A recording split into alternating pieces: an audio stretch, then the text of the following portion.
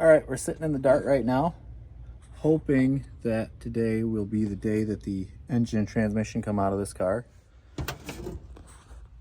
Came out here with a hacksaw to get rid of the transmission cross member. Really, I only had to cut through on this side though, and it wasn't holding on by much, so I didn't have to put too much labor into it. I went come do this side, and looks like nature already did that for me.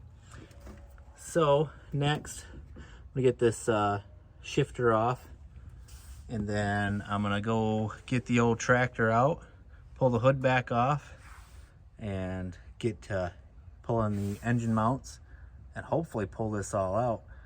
I don't have to worry too much about draining any fluids. All the antifreeze was already gone before I bought this car. There's hopefully some oil in the engine left. Actually, there is, because I checked the dipstick. I don't know about this transmission. She seems pretty stiff, but also the shift linkage I know is hitting really hard against these cross member pieces that are rusted and falling out. So let's see what we can get done on the old Dart today. See, the best way to take this off.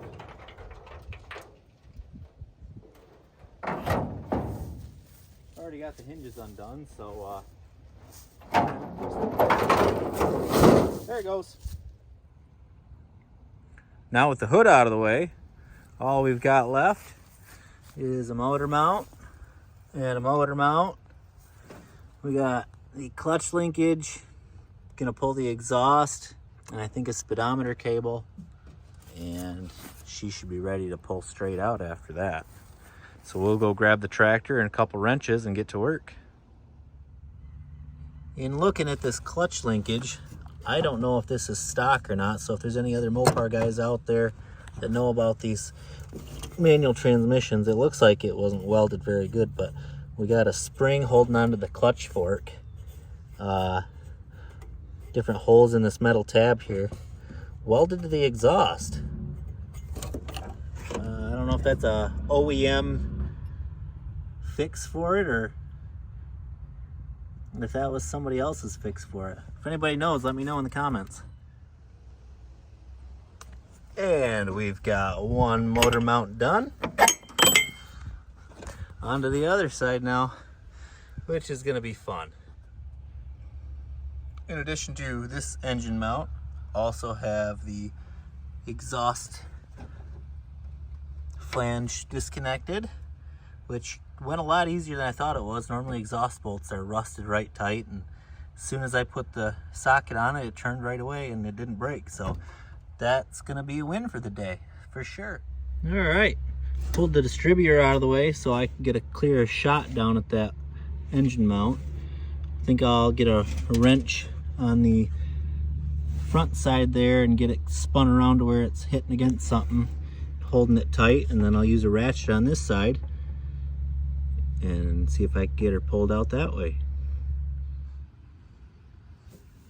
Okay, after what felt like an eternity of turning a wrench one click at a time, or a ratchet one click at a time, I finally got the last bolt out. Now we're gonna hook up a chain to it, probably right on that center bolt right there, and we're gonna yank it out like a bad tooth. Okay, I've got the official engine puller right here.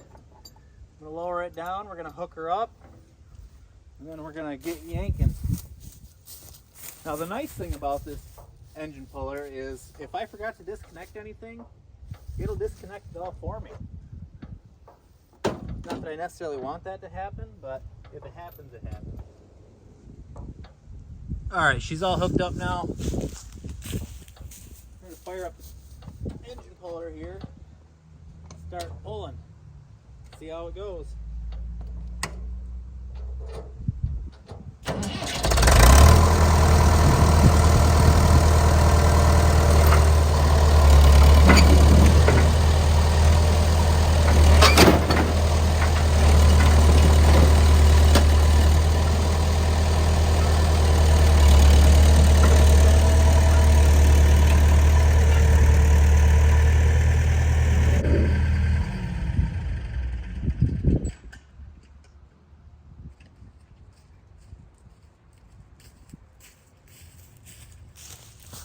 And that is how you remove and engine and transmission all in one go. So here's the trans cross member that was rotted out, and I cut a little bit. Obviously I doesn't look like I had to cut much of it at all. Looks like our fork might be okay still. Our linkages all look good. I don't know if I'm gonna use this transmission for this car when I'm done with it.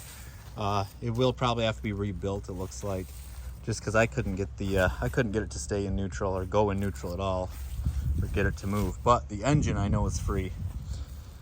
So at least we got that far with it. And now we have what you see here. So what's gonna happen next probably is I'm gonna be getting rid of the torsion arms out of here. I believe I'll keep the K member where it's at. The rest, all the subframe rails that are rotted out in there, that's all coming out. We're not gonna end up needing any of that when we're done here. So all that's gonna be replaced by that truck frame back there.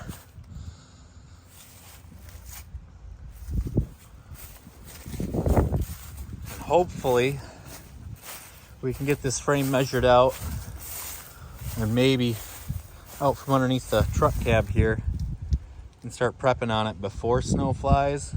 But if that doesn't happen, we've got some other projects we can work on inside, like the engine builds and the rat bike that I have, the chopper.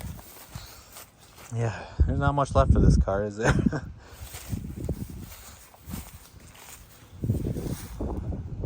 If you guys want to see anything different on how I do these videos, if you actually want to see me wrenching on them, throw me a comment or something.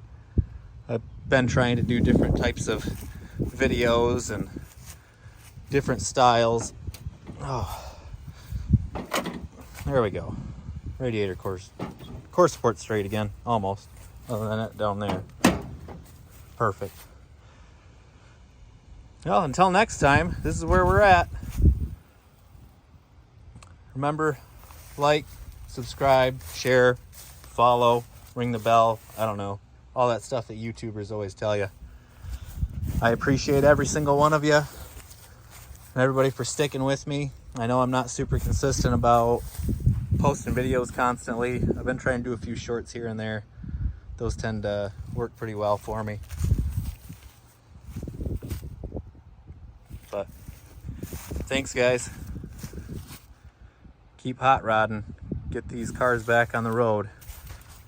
Don't let them go to the crusher, because they don't make them like this anymore.